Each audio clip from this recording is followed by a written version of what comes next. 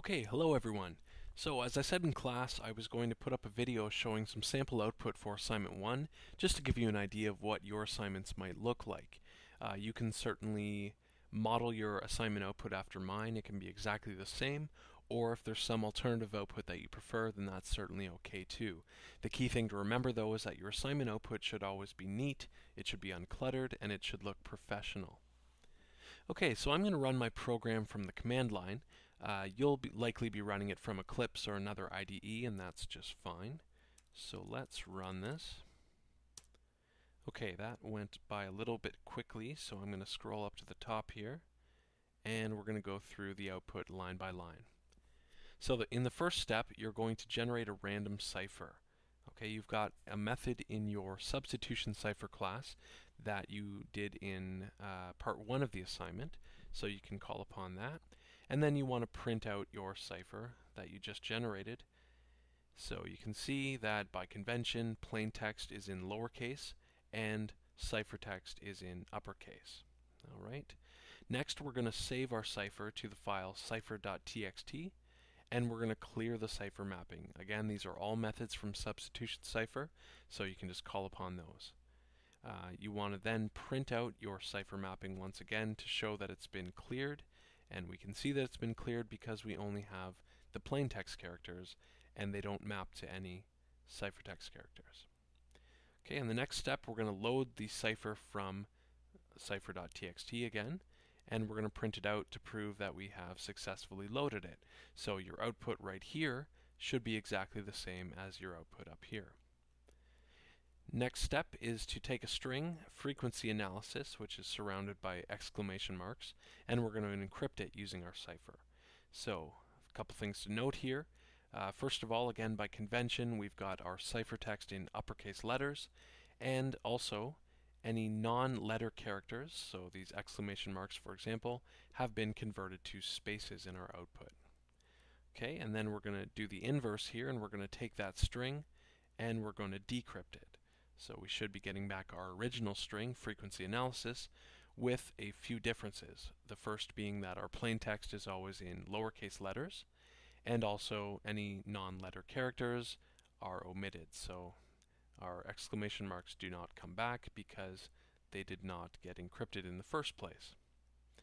Okay, in the next step, we take the string hello world, we encrypt it, and we save it to the file hello.txt. Again, you've got methods in your substitution cipher class that take care of this for you, so you just need to call upon those. And then, of course, we do the inverse. We load hello.txt, decrypt its contents, and we print out the decrypted string that it contains. Alright, the final step is to run your crypt analyzer class that you implemented in part 2 of the assignment. So you'll notice on the assignment website that there's a file encrypted.txt. So you're going to run your crypt analyzer on this file. Now this file contains the same ciphertext that is in the assignment description, and it's actually taken from Wikipedia's article on frequency analysis. Okay, so you're going to run your crypt analyzer on this class, and we'll just take a look at what the output of the crypt analyzer class might look like.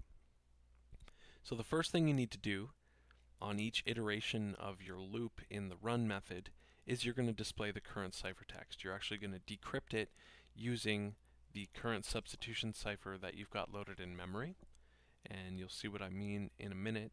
We're going to decrypt it as we make replacements, as we update our mapping, and it's sort of going to, the ciphertext is going to come to life, and it's going to be decrypted before our eyes. Okay, so we print our ciphertext, and then we print out our mapping. So any replacements that we've made so far are going to show up here. For example, if I've replaced, we'll say, A with C, then it's going to show up on here. Okay, it's going to say that ciphertext C maps to lowercase a, and you'll see what I mean in just a moment. And then finally at the bottom here, we're given a prompt and a little menu saying, giving us a few options. So the first, if we want to replace a ciphertext character with a plain text character, then we use R. If we want to show the letter frequencies in our ciphertext, then we use L. And I've given you a method to compute those frequencies. All you have to do is take the string that it gives you and print it out. Similarly, if we want to show the bigram frequencies in our ciphertext, we're going to use the B option. Once again, I've given you a method. All you have to do is take the string that that method gives you and print it out. And then finally, we can also quit. So, let's start by showing our letter frequencies. That's probably the first thing we're going to do when we're using frequency analysis. And we see here that I is the most commonly occurring letter. So if we take a look at the English letter frequency table, and I'll post a link to that in case anyone's interested, we see that E is the most commonly occurring letter on average in the English language. So it's likely that if I occurs most frequently in our ciphertext, then I probably maps to E. So let's make that replacement. So I'm going to use R here to replace. I'm going to replace the ciphertext character I with the plaintext character E. Now, you're going to notice a few things here. As I said before, we're decrypting using any current replacements that we've made, so it now updates any instance of I is now replaced with a lowercase e because I've made that replacement. Also, you're going to see in the mapping here that it reflects any replacements that I've made. So I've now replaced ciphertext I with plaintext E. Alright. So let's take a look at our bigram table. I'm going to press B, hit enter, and we see that XL is our most common bigram in our ciphertext. So let's look at a bigram table for the English language. Once again, I will post a link to that. Now, bigrams are also known as digraphs. So if you're wondering about this, that's the same as a bigram.